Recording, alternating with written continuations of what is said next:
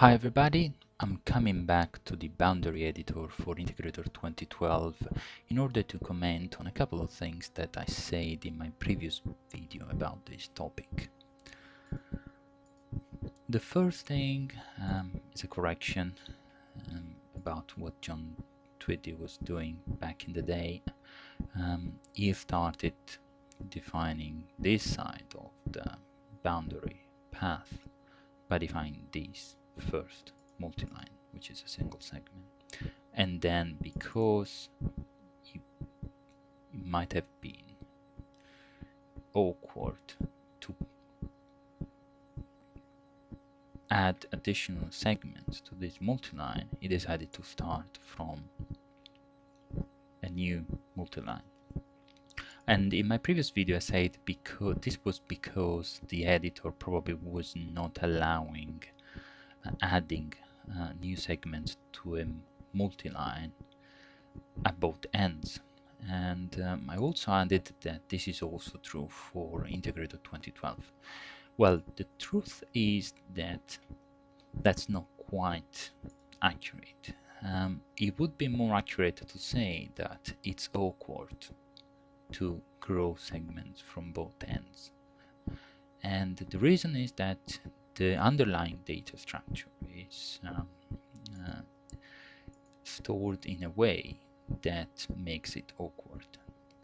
But it's entirely possible to do it, to grow segments from both ends. So what John might have done back in the day, which I will do now, is delete this multiline, initial multiline, and grow this one at the beginning. So this is the initial point, see, and then segment the multiline goes through segment by segment to this end. So what I can do is to split the initial segment, and now I have got elements for creating a new line that goes down here.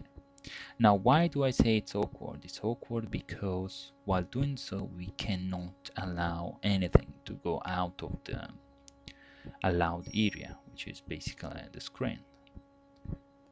If I was wanting to move this one around, I can only move it up or down, because the whole multiline already takes the whole width of the screen. So the way I can move things around a little bit is by changing the slope here, and then moving this one around, and then changing the slope again on this side. Yeah.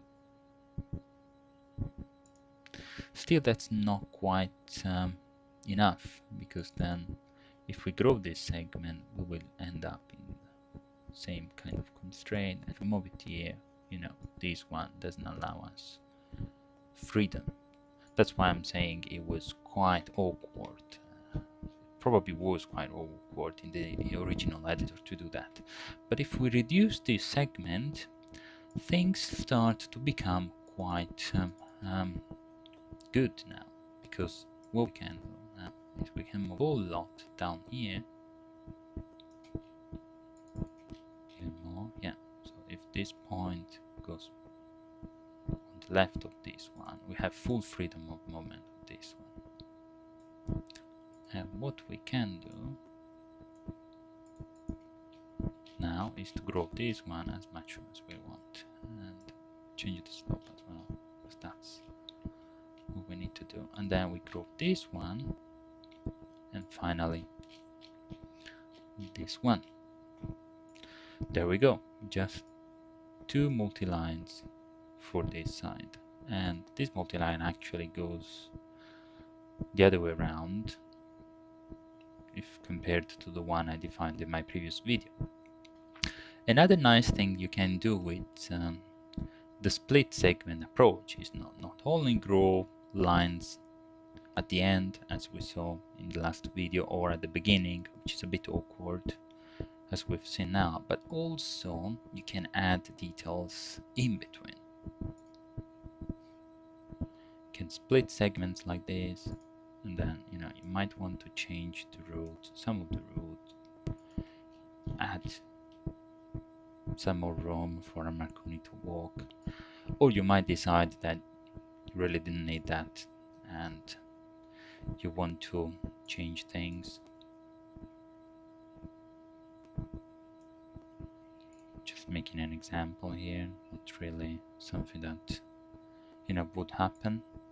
If at some point you decide, oh no, I don't need that, you just need to delete the segment. But as we see here, it can get a bit tricky if you want to delete a segment, because what happens is that everything else is moved, so you need to ensure that everything else will still fit in the screen once you delete an element.